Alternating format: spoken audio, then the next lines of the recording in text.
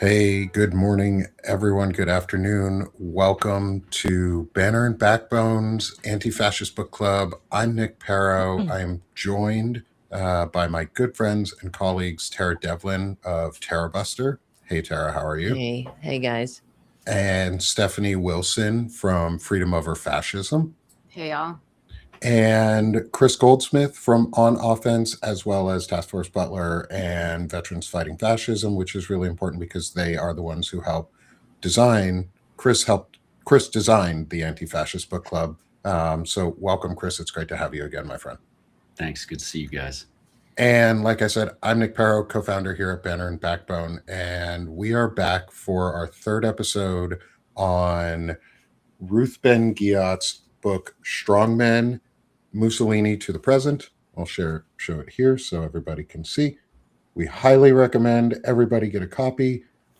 Get a copy from either your local library or buy a copy yourself on a used or thrift or non-standard bookstore that is not, say, Amazon or one of the other big companies. We definitely advocate for using smaller book outlets that actually go back to the community.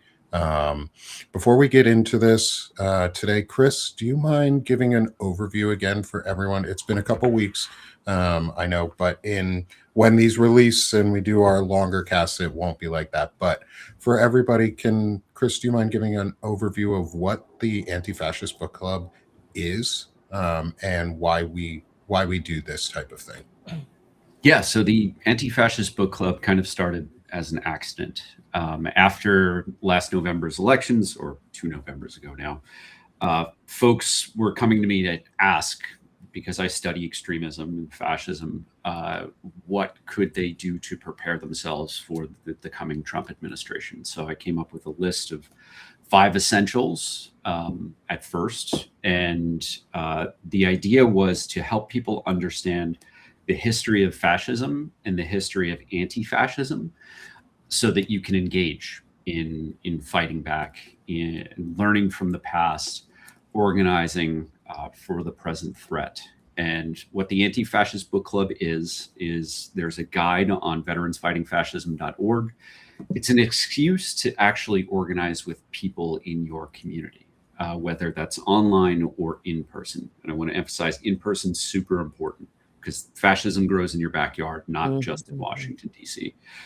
So if you don't know how to get organized, the Anti-Fascist Book Club guides give you everything that you need for the first 6 meetings, where you'll consume a couple of different reading assignments. It'll guide you through like questions and answers and ways to kind of build community and build trust. After those 6 meetings, you don't need a guide anymore. You'll know what to do. And when you start getting to know people in your neighborhood who share common pro-democracy values with you, you can start getting engaged in democracy at the local level, which is where you can have the greatest impact. That's great. How do you start a club, though, in your neighborhood? This is when you were talking, I was thinking about how do you find other people to join? Yeah. I'm not a boomer, but I have stayed on Facebook. Okay. Despite the shittiness of Yeah. their website. And, like everywhere in America has like a community group of some kind, whether it's an indivisible page or, hashtag resist page or whatever, corny shit that it might be. It's people in your town, people in your neighborhood, your community who want to do things, but very often have a lot of difficulty going from, clicking and sharing things online to actually doing stuff in person. So just simply picking a time, a date, and a location, saying, I'm going to be at the public library, for the first next that is all you need to do to see who wants to step forward. And if it means you sit in a library alone, for an hour once a week for 3 weeks, like that's a good use of 3 hours. If you have to wait a few weeks for somebody to finally show up and for word to spread from person to person, it's well worth it. But I think if you go to the library and you get a place in the library and you tell the librarians, And even if you go there, you could recruit people who are at the library at that moment to join. Right. That's a great idea. Oh yeah, I mean, and every librarian that I've ever talked to about this just absolutely loves it. Some librarians have started their own clubs for their communities. You know, I think that people don't frequent the library very often, and I am one of them. Right. Haven't been to a library since I left school 5 years ago. People forget that librarians are professionals. They are there to not be community organizers, but to facilitate community organizing and education. So if you tell a librarian, hey, I've got this guide online, I'd like to help you, I'd like for your help making this a reality, 9 times out of 10, that librarian is going to be very excited to talk to you about it. Definitely. When I was in school, we always were told that librarians are the gatekeepers or the guardians of knowledge, sort of like those old owls in like fantasy books that come and peck your brain out if you try and ruin things in their libraries and vast swaths of knowledge. They're like dragons of knowledge, but in a good way. And so librarians are awesome. Go visit your library. I need to do that more in my own community too. I think we all do. And it's not just for the reading. Like there's more at libraries than books these days. There are videos, there are audiobooks, there are games, there are like board games and computer games and like video game console games. There are internet stations and booths. It's like a little cafe. It is. A lot of them even have cafes in them. Right. Yeah.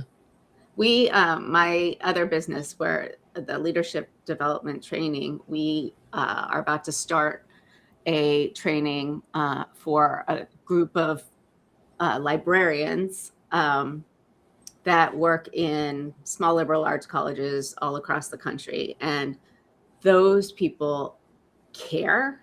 They care so much about the people that they work with and who are around them, and they know so much.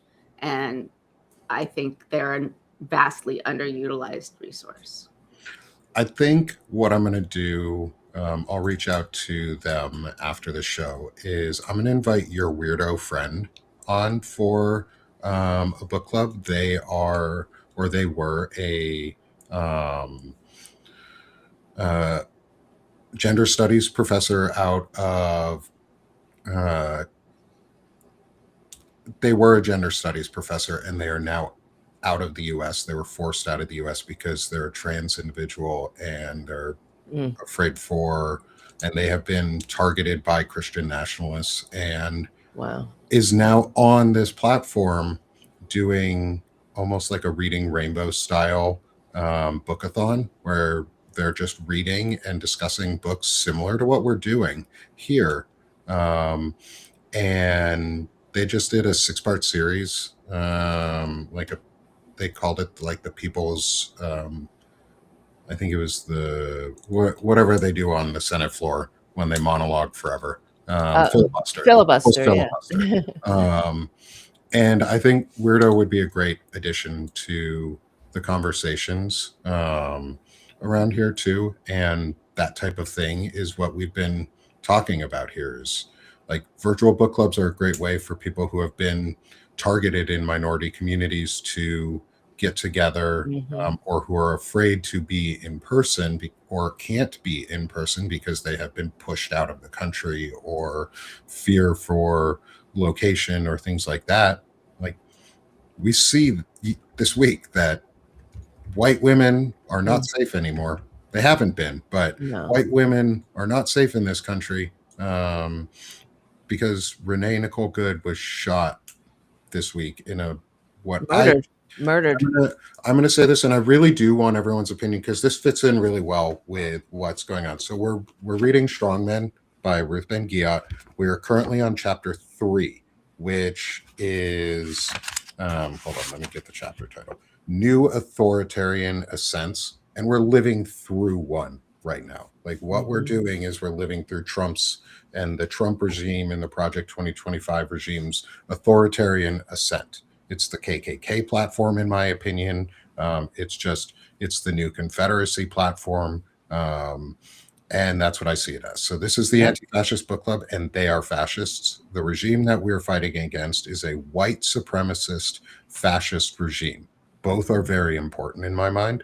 And they're slightly different, but they're both very important. They're also a Christian nationalist regime, too. They've got three very distinct categories in my mind. But I think what happened in Minneapolis on Wednesday was both an atrocity, just in general. Like, it's not the first time we've seen a woman get shot in her car by ICE, by an ICE agent. Like, one happened a couple months ago, and she was shot like 7 times and is lucky to be alive. Renee Nicole Good was not so fortunate. Her partner, who was in the vehicle with her, allegedly, from what I've been hearing, is reports that she was in the vehicle with her, is lucky to be alive. Yes, it sounds like, because that gentleman, who has been not identified by DHS, because from what I've researched is they won't identify an ICE official. He's been identified, though. He's been identified in non-official sources, but from what I know is DHS by policy will not release a agent's name unless they're required to by court order. So I want to get facts and truth out so that people aren't going, why isn't his name being released by the... Well, it's on the Huffington Post now, so I'm imagining the Guardian reported it. Star Yeah. Tribune reported it. I don't know how credible Star Tribune is. Guardian's pretty credible, though. I would think they did the due diligence on it. They have his whole history. He was in Iraq. Jonathan Ross murdered, in my opinion. Yeah, he murdered her in cold blood. That's what we witnessed. Renee Nicole Good in cold blood, shot her through the window 3 times, and her partner is lucky for no reason. I actually think there is a reason. There is a reason, and it's a manufactured reason. And I think they came in. I think that they did it to cause inciting violence. Like, they wanted to escalate this into a situation where they would get martial law. Yes. They went into Venezuela, and that didn't do what they needed it to do. It did not rally America around, oh, Maduro's captured, this is awesome. We can't, all of us came out and we were like, no, this is fucking stupid. And then they shot a woman, and the first thing they said was domestic terrorist, and everybody, and then they came out with a doctored video.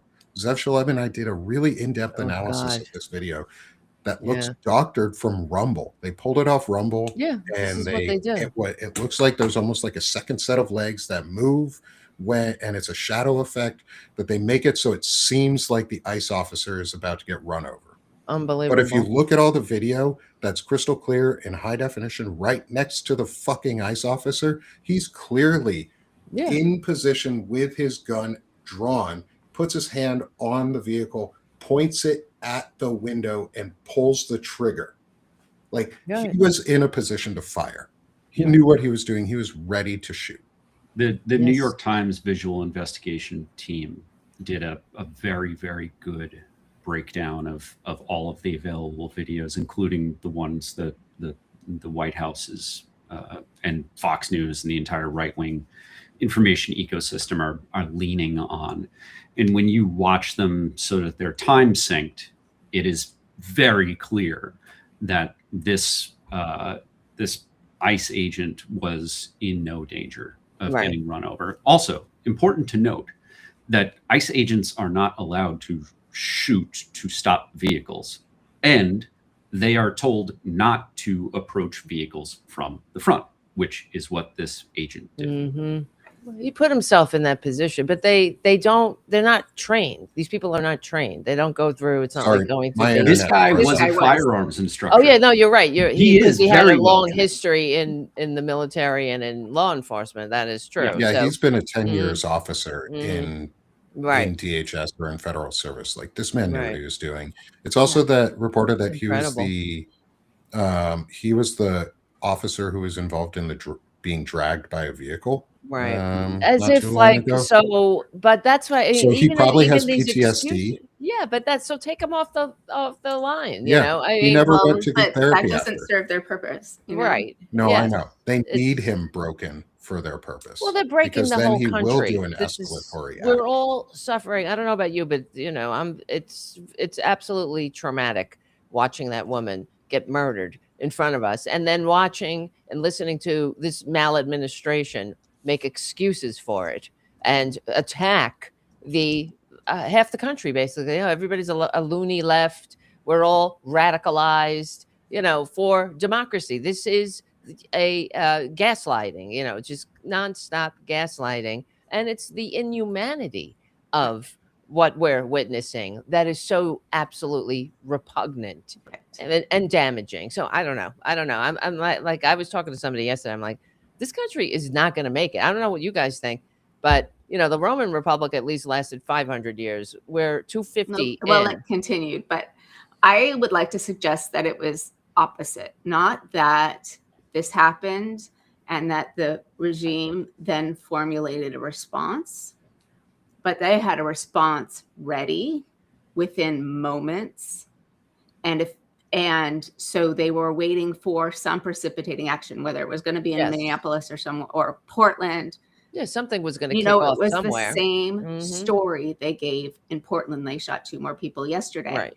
And I can find no information on why, how, nobody was videoing it. And I guess the only 2 eyewitnesses are the people who have been shot, and the same exact story, the same talking points were used. And so I think the regime isn't reacting. The regime is instigating, as you said, Nick, to institute martial law, to get more troops on the streets, to scare. Like, once they moved from immigrants and people of color to white suburban women, I think it's a whole new level of evil, really. Yeah. And their hope, the one shining light is that the people are coming out regardless. They're not, they killed that woman. They murdered her in cold blood. And that night, the citizens of that city came out in protest, regardless of the safety, because they're putting their lives at risk now. Everyone who encounters an ICE agent is putting their lives at risk, and people are still doing it, to their credit. So I think that's encouraging, in the least. And I think we're seeing the parallel in terms of like media spheres to that Ruth Ben-Ghiat points out in the 3rd chapter here, where she's talking about the rise of Berlusconi. Yeah, Berlusconi, and the use of private media rather than national media or nationalized media to drive a non-fact-based but personality-based content stream nonstop. And that's what we see in the States. Is we have Twitter, we have X, or whatever it is, sorry, we have Facebook and Meta and all of that. We have Larry Ellison buying up all of the cable distribution and management systems and broadcast networks. And so we're seeing this same far right ownership of media that Berlusconi used to get into power in Italy. And I think Trump is using, or the Trump team, the regime around, is using this as their playbook. They have learned from the past. Yes. And conveniently, they published it in all of its glory. Project 2025 was clearly the blueprint for what they were planning on doing.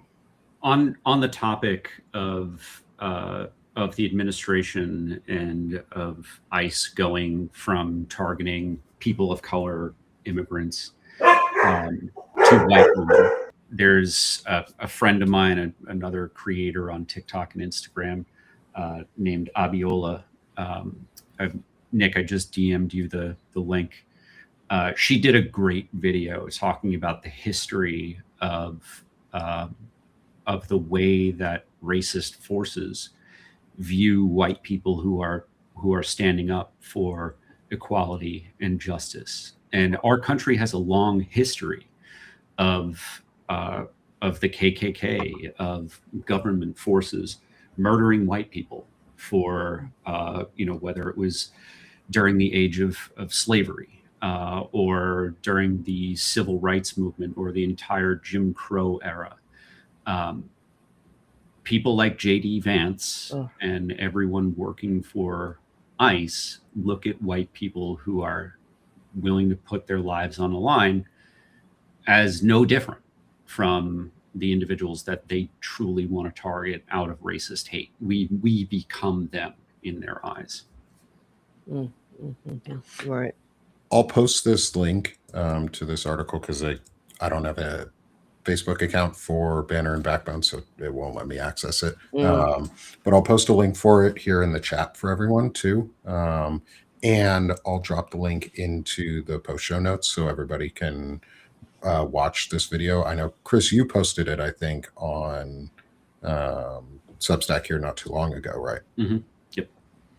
Yeah, I think this is really important into, like, you're not safe. Like, fascism comes for all of us. Fascism doesn't care.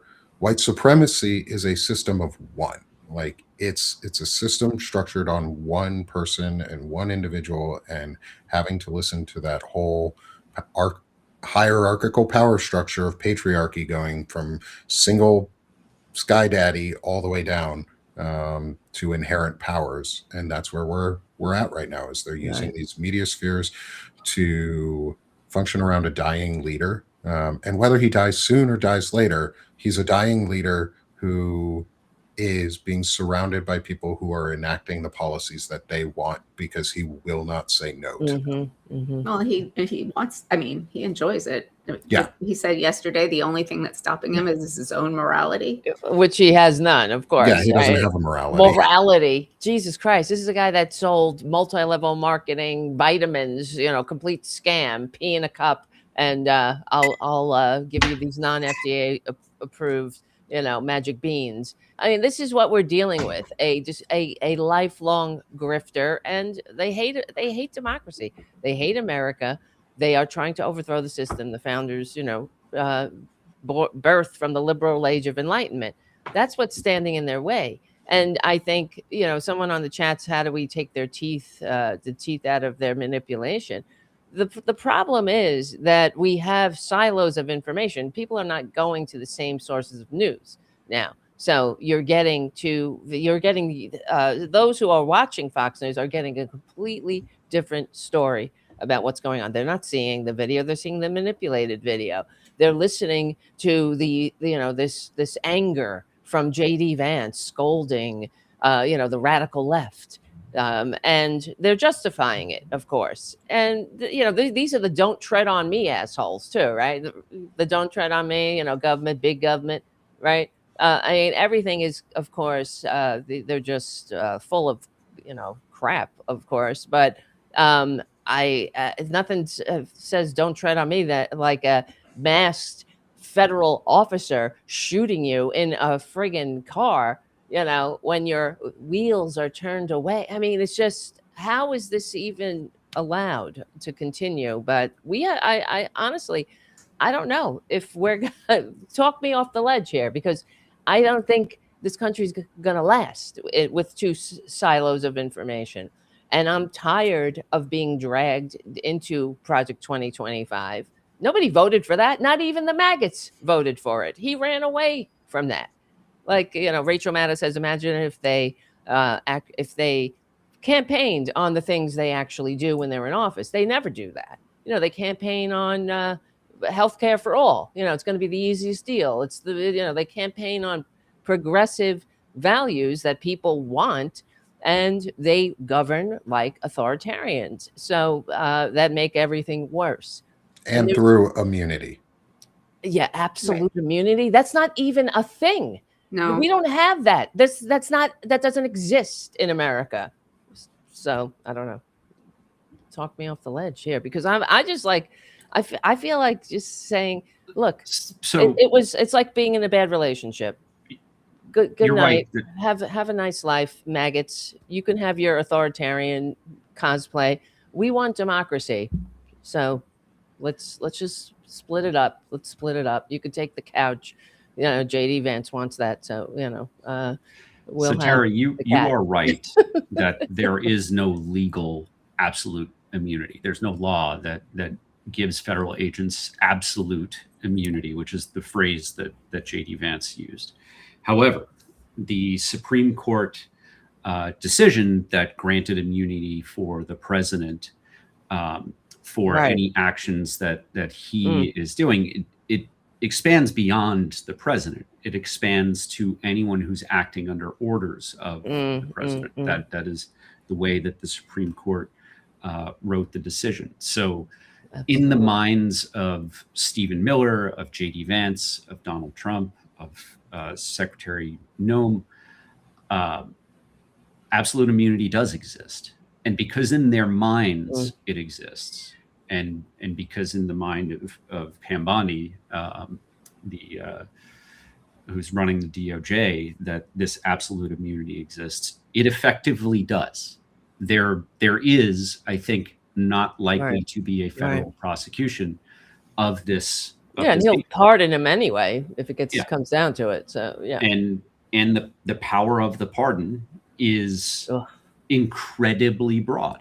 And the president of the United States could issue a pardon to all of ICE and make it so that they can't be prosecuted in the future. And you're right. I have no doubt that he will, whenever this regime leaves office, that they will grant blanket pardons to all of their co-conspirators. And we as a country are going to have to wrestle with what the Constitution says.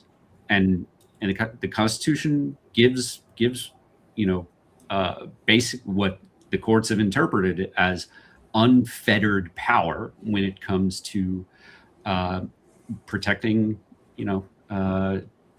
criminals who the president might be in league with. I think it's time we amended the Constitution to remove that protection. Absolutely.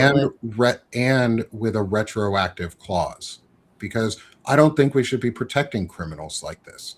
There's a difference between like pardoning somebody who has been wrongfully prosecuted and put into jail for life because they were, say, black and just happened to be somewhere near a murder. There was some grave injustice. And it was in the 80s or 90s or even 2000s or even 2022 on a video I just saw of some police officers in, I think it's Crawford County, Arkansas, beating the shit out of someone who is on the ground, just pounding his head.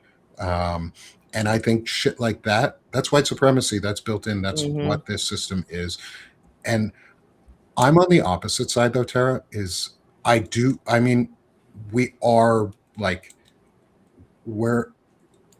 I can't give up on these people because they're my countrymen too. There's good people in red states, of course, but are you talking about the people who voted, like the triple Trumpers? Yeah, it's even them. It's even them. I cannot give up on them. Not because no. It's not an idealistic thing for me in that. I can't give up on them because my goal is to find a path to connect bridges. Like I do that. That is what drives me. Is my passion is to connect and build bridges and find a solution where we can take their hate and manifest it in a different way and show them a different path. Like I'm doing the masculinity series specifically around that because men don't have good role models and influences, and if we can change their views, even if you were a Nazi before, if we can break that away and decultify and unindoctrinate you, I'll welcome you back. That's wonderful. Yeah, like, if that's even possible. I've broken through into my family, into multiple people in my family, and I have people who listen from my family who used to fly MAGA flags in their yards and wear the hats. And I say used to because they threw all that shit away. They were triple Trumpers and they threw all that shit away. And now my family, who I don't even know, after them are passing it on to other family members. Episodes that I do, podcasts and shows that I do. And so I can't give up on No, them, that's because my good. whole thing is like, we have to have a truth and reconciliation. I And agree there is a with that, a zillion reconciliation percent. Yeah. part where accountability needs to be had. And I think we need to, that's where I'm talking But earlier, was like, we need to change the pardon so it can be retroactively undone from a criminal. well, Like, the you pardons, should the not, whole, a criminal should not, yeah, a treasonous president should not be allowed to that's right. pardon other individuals. That's But my thought. but that's the whole thing. I mean, this is that one kingly power that was granted to the president. I don't think the founders really understood how. Maybe I don't know how I think corrupt. the founders understood far more than we think they did. Yeah, but I mean, why would they even give a president that kingly power? And of course, Trump, he hasn't ever had a power that he hasn't abused, and that goes triple for the entire enabling Republican Party. Really, so. I don't know. He's part of the thing with the pardon is they're supposed to have contrition. The people who are pardoned were supposed to, have served some kind of or learned a lesson somehow. This is not the standard anymore. It's just if you are in league with your fellow criminal, out of control, lawless so-called president, convicted felon, the first convicted felon to squat in the White House. So. Yeah, I mean, and as far I understand that's I do the same thing with my show. We all do. We want to reach people, cut through the noise, and I don't. I'm all about turnabout. As somebody who's in recovery, I know that you can change. Mhm. But it takes work. It takes the desire to change, and you also have to confront some maybe uncomfortable truths about yourself and maybe the beliefs that you once held. I don't think without that, we don't have a hope in this country if we are continuing to have silos of information where the Yeah, truth is, we the have to truth fix is information devalued. They have completely devalued truth. There's no trust. There's no unity. That's for sure. They have been, but it's not just Trump, because Bush, back in the day, he's running on Real America. This is Real America. Massachusetts liberals, California, like they're always dividing us. You don't see Democrats doing that, and all their flaws, of course. But and I was watching, when JD Vance was giving his lecture, his disgusting lecture, his anger, and why we need to show some of that anger, because it's righteous anger, and they have they're on the wrong side of everything, and they know it. They're not stupid. JD Vance is not stupid. He's cunning. He is a cunning little evil troll, like Peter Thiel. So he knows what he's doing when he goes out there and he lies about, and all of them, Marco Rubio, he knows what Trump is. We have the tape of him on January 6th saying, he's turning us into a country like Cuba, like my family escaped, and all this. They know what they're doing. So I believe, we must, pull people's covers without apology. Like, I mean, they're going after, like what they did to Tim Walz. They went after Tim Walz. He's a good man, a good, decent man who wants to serve, who served served his community and was beloved by the people, his constituents. And it doesn't matter. We don't deserve good people in this country. They chase good people out of office like that. So unless there is some kind of moral, brain, spiritual awakening, but I don't see how it's going to happen until we get the message back. We have to get it back. But with like Chuck Schumer, you know what I mean? And it feels like it's going to get worse, a lot worse, before it gets better at this point. I don't know what people are thinking. I'm not trying to bring doom and gloom here, but I just, we do have a lot of work to do. And this is why I do my show too, to just a little add to the conversation, to like, some truth into the sphere here. So maybe somebody might encounter it instead of going down a Q hole or getting caught in Maggotville, where, they don't call them maggots for nothing, because what are maggots? They feed off the corpse. The Republican Party is a corpse. It's a rotting corpse, and it needs to go the way of the Whigs, man. If you ask me, but okay, I know I'm going on and on here. So I'm really like in a bad mood, like, to put it mildly, and I'm depressed really to see that what is happening to our country. It's embarrassing. It's shameful. It's disgraceful. It just makes me completely despondent about the promises of this country, that we have such immoral maggots in the halls of power, and we tried to stop them, and everywhere, Trump should be in jail. He should be in prison. He should have been in cuffs on January 7th, for God's sakes. And I mean, the immorality is just stunning and bottomless, frankly. So how? And I believe too, what they're doing is they're trying to set it up to not have elections, of course, because they know they'll get trounced. I think one of the things that I like to do too, and is I separate myself from the parties in pretty distinctively. I know, Chris, you've mentioned this before too, in how you approach your thing is you're not a Democrat, you're not a Republican, you're an American. It's country over party. And I think we just have to drive it without considering what the party really is doing, because the party will follow us and not the other way around. The party has never been the vehicle for change. The people are.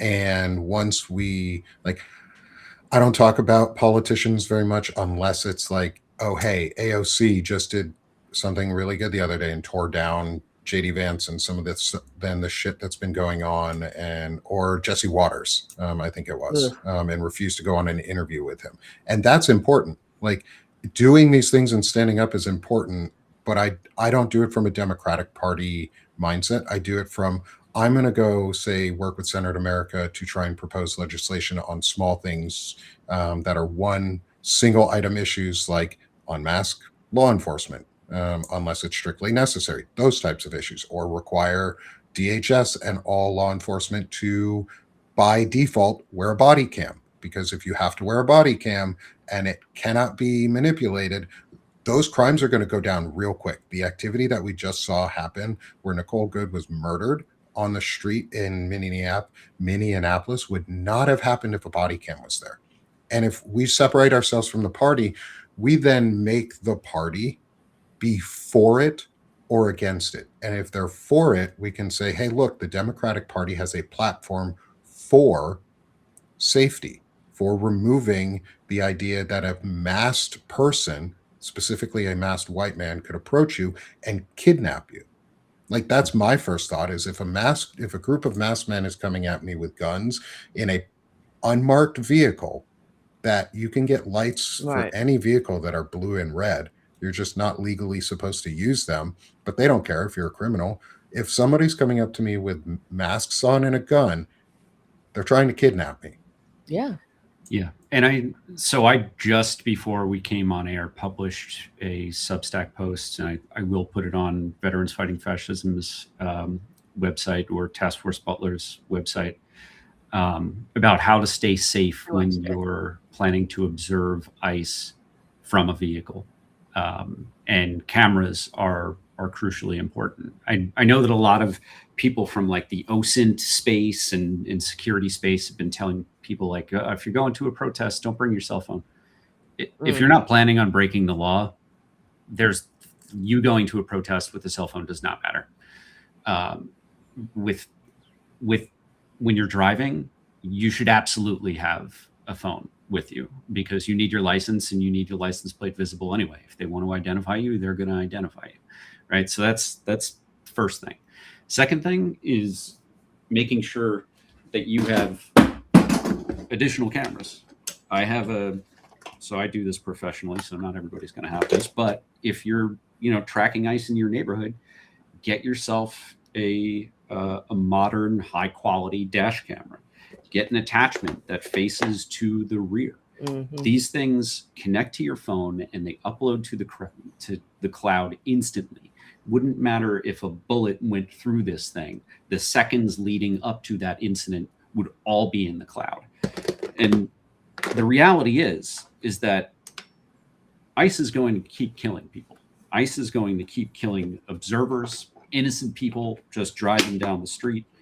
So I think it's more and more important for the average American who is concerned about this type of stuff, who knows that this stuff is going to happen in their neighborhood, to start installing things like dash cams.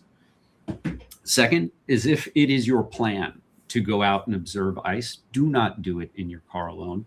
If you are driving, you cannot responsibly or safely observe. If that car needs to move, you need to focus entirely on driving. Mhm. In the military, there's no single occupant vehicle. It doesn't exist Mhm. because that is unsafe. The driver has one mission, and it's to move that vehicle from one position to another. The person next to them is in the military, in a Humvee, that is the truck commander. And they are the ones who are charged with observing, the ICE agents coming from different directions and everything that you're not going to see if you're a driver. They are the people who should be, using either radio or cell phone to communicate with other people, to call for help, to dial 911 when necessary. If you're being stopped by ICE, you can and should call 911 if you think that things are going to escalate. So for folks who want to understand more about this, if you go to my onoffense.substack.com, it's my last post. I will hopefully within a few days have exactly the same thing on Veterans Fighting Fascism's website or Task Force Butler's website. Mhm. Folks need to have come to terms with the fact that if you are observing ICE, in the minds of some ICE officers, you are a target for murder. Right. That they will view you as an existential threat. So don't do it alone. If you do it, read the guide, make sure that you've got all of the equipment that you need, that you've got all of the plan that you need to stay safe. These things might not have saved Miss Good, but it would, a dash cam would make it much easier to prosecute those who are involved in her murder. Mhm. Right. So it is not just about keeping you safe. It's about keeping evidence safe. That automatic upload, whether it's from your phone or the dash cam to your phone or a GoPro to your phone, these things are essential. We cannot trust ICE to not manipulate data when after they commit a murder. I mean, Yep. we saw that they're ICE doing. agent murder someone, and within 2.5 minutes, he was in a vehicle leaving the crime scene. That vehicle was part of the crime scene, right? Right. Violating all sorts of rules Yep. of evidentiary preservation, which he should have been trained on, right? So we need to assume that evidence will be destroyed if we are not making sure that it exists in an offsite location. Mhm. So I just want to, I thought that was a really great segment, Chris. I watched it right before we came on.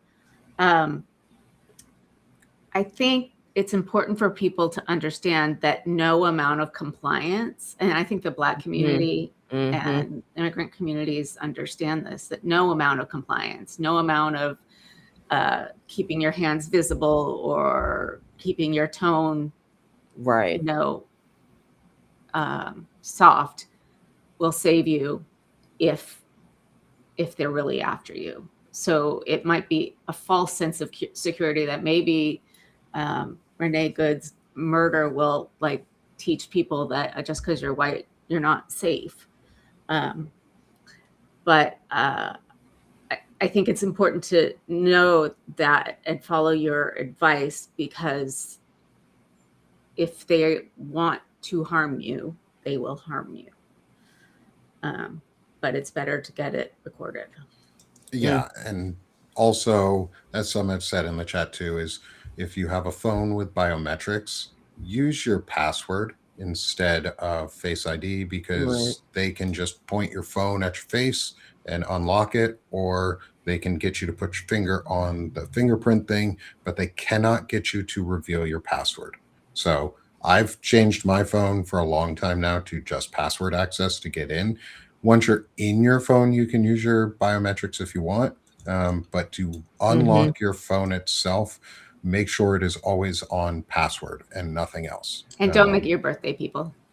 Yeah, but also like just put it on password, because it's a simple way to legally prevent them from getting into your device, where you have very little privacy in the US right now. So maintain what little privacy you have. That's super important. Totally agree. Exactly. I haven't been able to.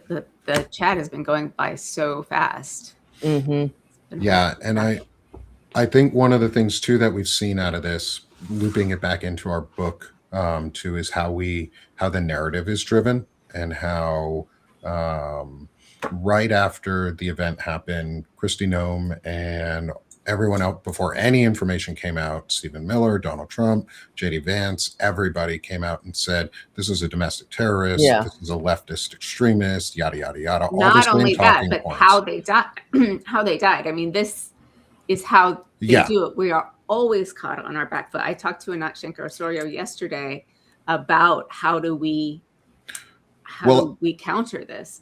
But it's a hallmark of what they do, is they know what they're going to say before it even happens. Yeah, and I'd love to hear your thoughts from that discussion if you want here to do a little bit of summarize on that, because I think that makes a lot of that ties a lot in. But my thing is, I think we stopped them from creating a fake narrative this time, because immediately after it happened, so many investigative groups went out independently and just said, no, we're going to see what the truth is. We had people, like Chris was saying, in the New York Times doing it for their investigative team and footage analysis and their analysis team. Zev Shalev and I did an analysis on it the night that it happened. Zev spent a lot of time putting together different video angles and syncing them, and we went over it in depth.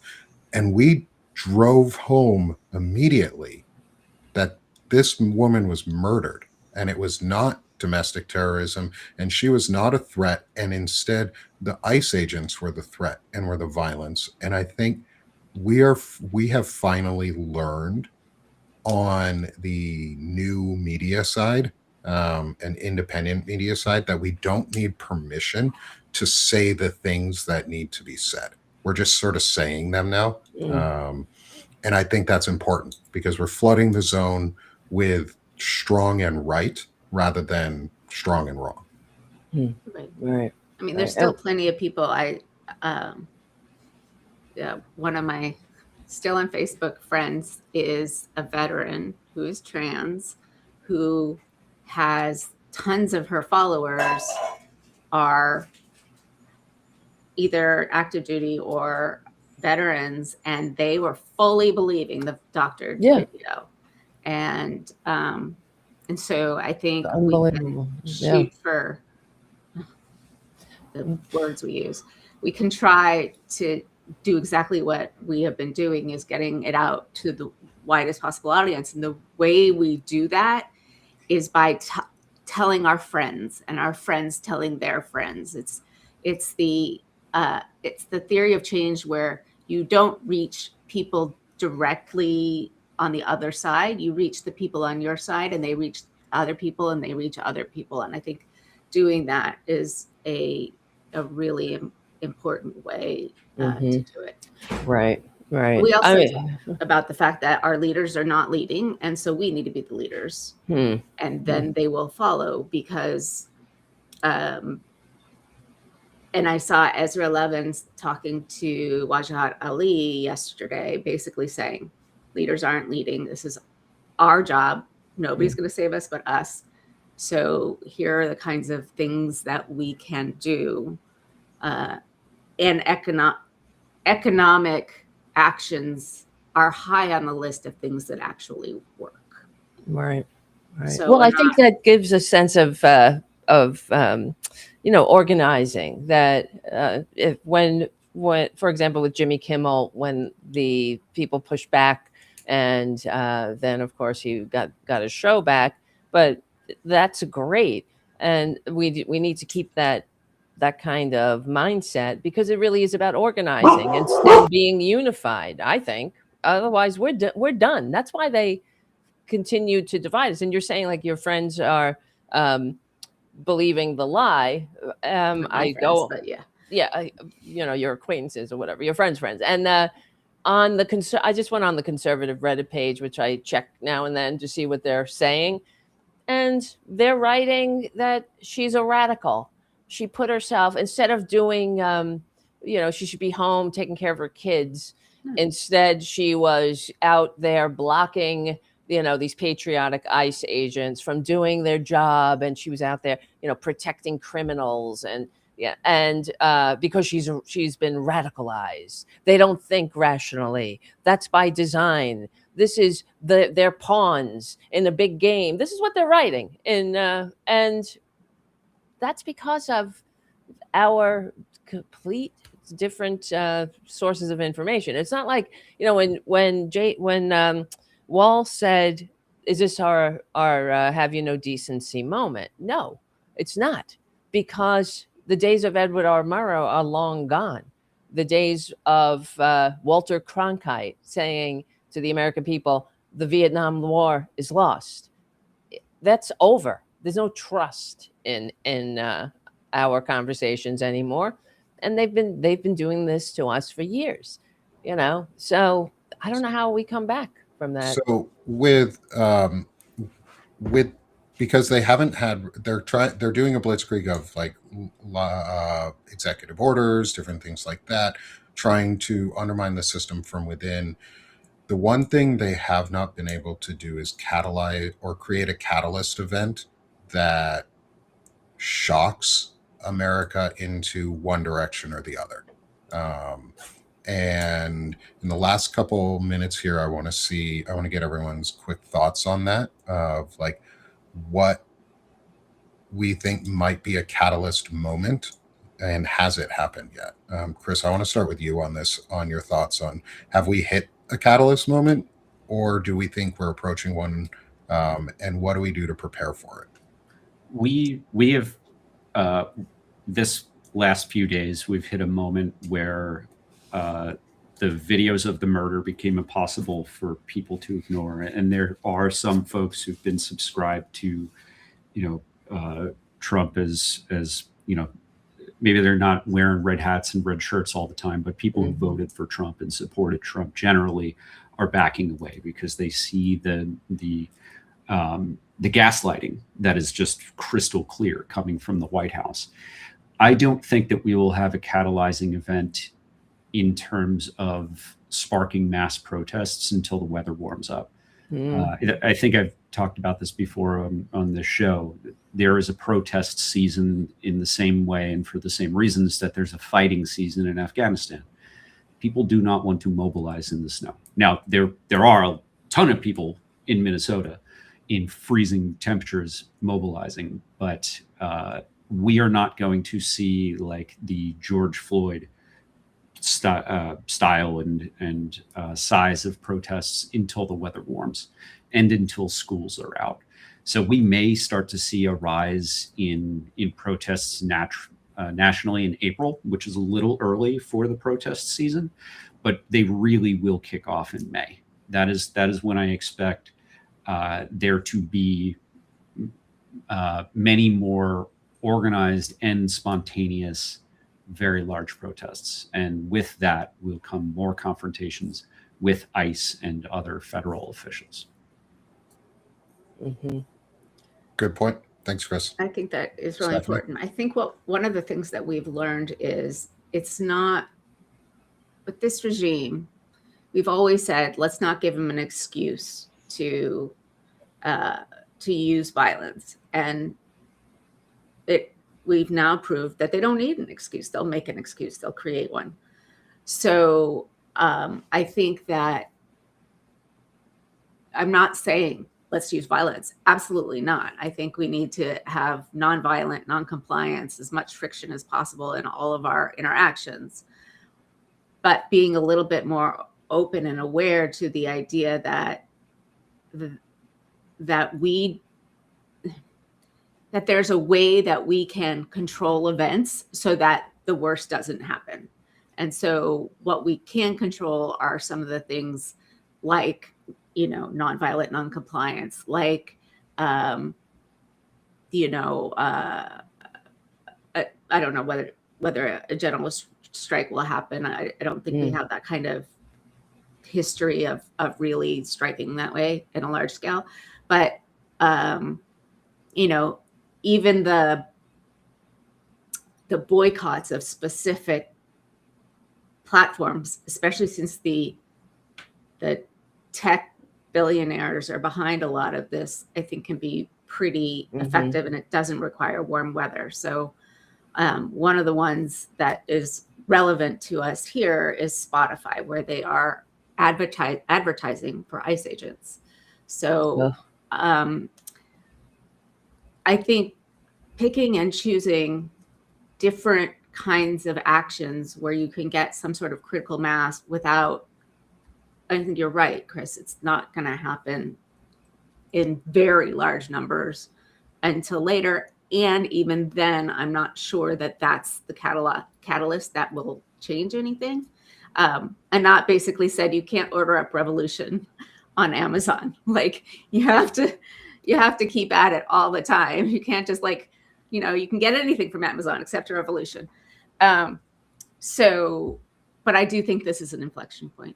I think it's kind of a Rubicon of some sort. Tara, how about you? I mean, what's the question?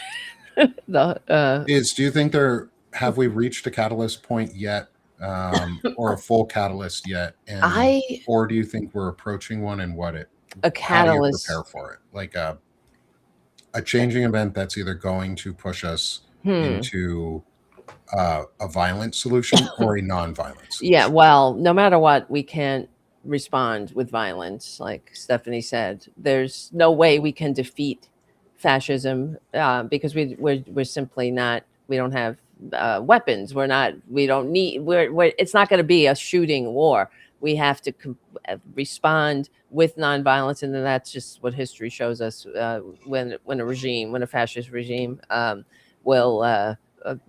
When the democratic forces are pushing back against the fascist regime, it's done with the hearts and minds too, and that's what we saw in the Black Lives Matter movement, which is why the Republicans had to denigrate it and turn it into riots, because it wasn't just black people out there; it was all pigments, and then people were appalled at the murder of George Floyd, what they saw. So I don't know if this is an inflection moment, because I have said this numerous times. I said, this is it. When January 6th happened, I'm like, that's it. We're done with the baboon. Thank God.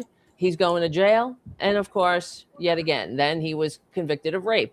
Then he was convicted of 34 felonies. Then, and because of our silos of information, we had two different interpretations of event. They do think that Trump is a victim of the deep state on the right-wing outlets that are funded by the Kremlin and all that. So I don't think this is an inflection point, because I think that it's going to wake people up. It's just going to be another drop in the bucket that might bring more people into into the protesting and whatnot, but because we don't have a unified platform of information, it's not going to be an inflection point. It's just another fissure of disunity for the maggots to exploit, like Henry Wallace warned us about. So that's what they do, to exploit and cultivate. That's all they ever do, is throw salt in the wounds. So yeah. And so we're going to put going to put sand in their gears, because every small That's what we have action to do. matters and everything that we do matters. So I don't know if we're at an inflection point yet. I think this is a catalyzing event that happened because a lot of people responded and woke up and saw it, and it hit a white person. And in Yes. America, things really don't change until white people are impacted, unfortunately. And so Right. we can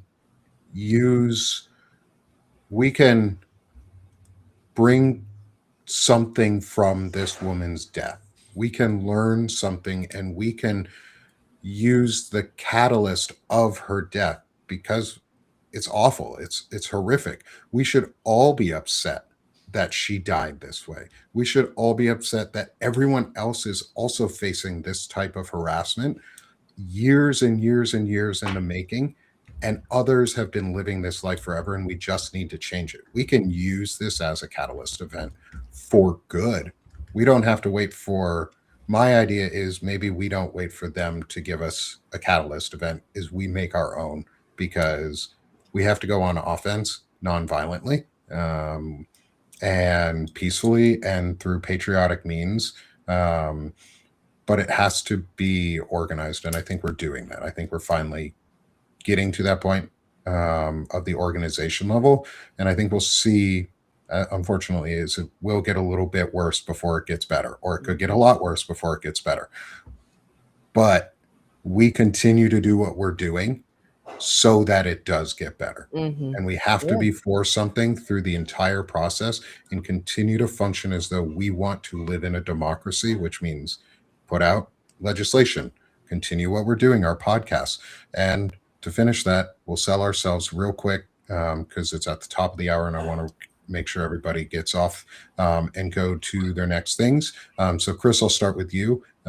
Is go support Chris at On Offense, and Veterans Fighting Fascism and Task Force Butler, and all of the things that he's doing, and the Find Out podcast, and the work that he's doing there. He's doing incredible stuff. He is going on offense, and giving you tools to keep yourself safe while you're doing it.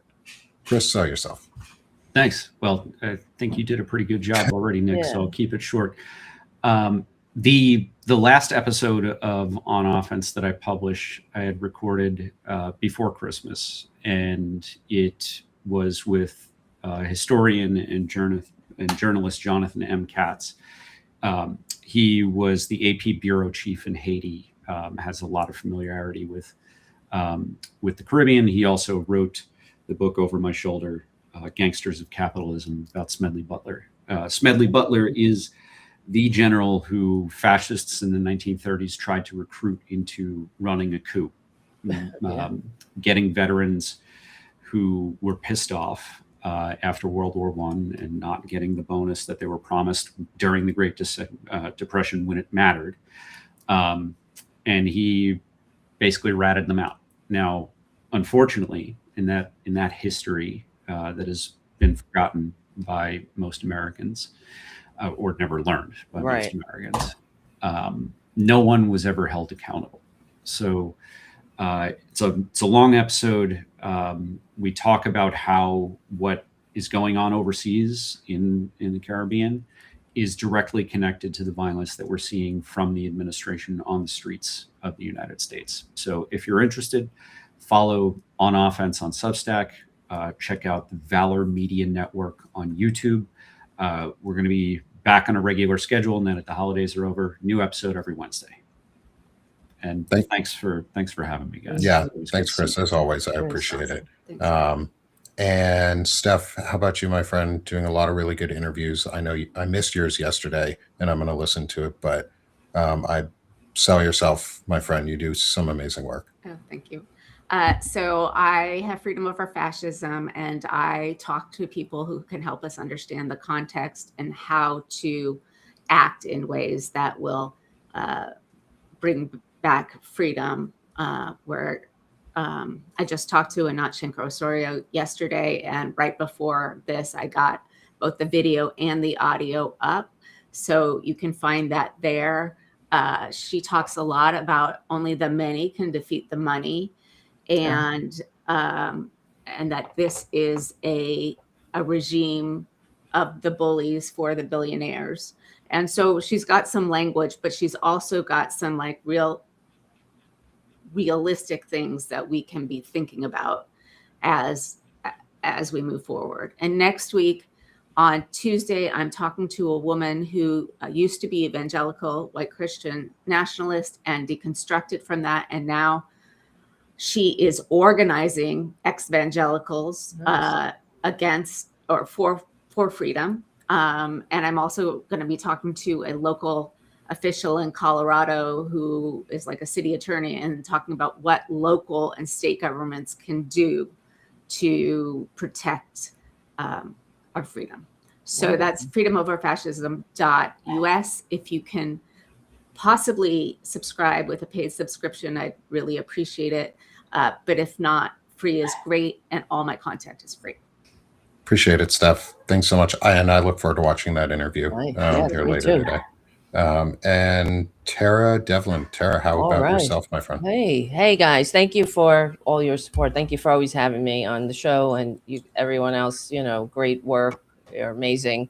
And one thing I do want to say about Smedley Butler, I'm glad Chris brought it up, that it was, he did go to the Congress, but it kind of goes along with what we were saying, that the newspapers of the time vilified him. This is why no one ever went to jail about this. William Randolph Hearst, the big robber baron, newspaper baron, reported on it as if Butler was a kook, and this was a giant hoax that he made up. If that doesn't sound familiar for today, I don't know what doesn't. So yeah, they tried to overthrow FDR. It was called The Business Plot. You just Google it. They should make a movie about it, really. So, but yeah, if you can, please subscribe to my Substack. That would be great. And on tonight, I do a show on youtube.com/C for channel/Tarabuster, 8:30 p.m. Eastern. And Hal Sparks is joining me tonight. We're going to have a great conversation, no doubt. And so please hang out with us. We have a lot of fun too in the chat room. So thank you. And subscribe to my Substack, because I need to get those numbers up, guys. Thanks. Thanks, Tara. I appreciate you, and thanks for coming on as always with us. And then finally, come support me at Sick of This Shit Publications. I'll keep mine short. I'm doing a lot of masculinity work, new masculinity, mental health as well. Do chronic illness discussions and community building. So come join me there. Taking a little bit of different approach. We also have a new podcast that's on there called Time for Life with my friends Beth Cruz and Soso, who are taking a little bit of break from the politics and giving you some more culture and things to look forward to and bring joy to your day. And so I think that's going to be a nice change of pace for people. And it's also where I'm building out and helping work on build out the new manosphere. So come support me there as I do a lot of new discussions around intelligent masculinity and scholar warrior mentalities. You'll see Chris be coming on for one of the episodes here upcoming soon too. And then finally, support the Banner and Backbone Media. We're a small independent media network trying to build ourselves up so that we can continue hosting shows like this, gain additional hosts and subscribers and friends that are in all across the pro-democracy area, so we can build a network of collaborators and community that does what the right wing has done for so long so well, is drive narratives and drive the truth and do it through individuals and personalities that are people and authentic. So help us reclaim integrity, service, and ethics at Banner and Backbone. So thank you guys. Thank you all for being here with us. Thank you everyone in the audiences on YouTube, Substack, Twitch, Facebook, LinkedIn, I think maybe, wherever we are streaming today. Thank you all for being here with us.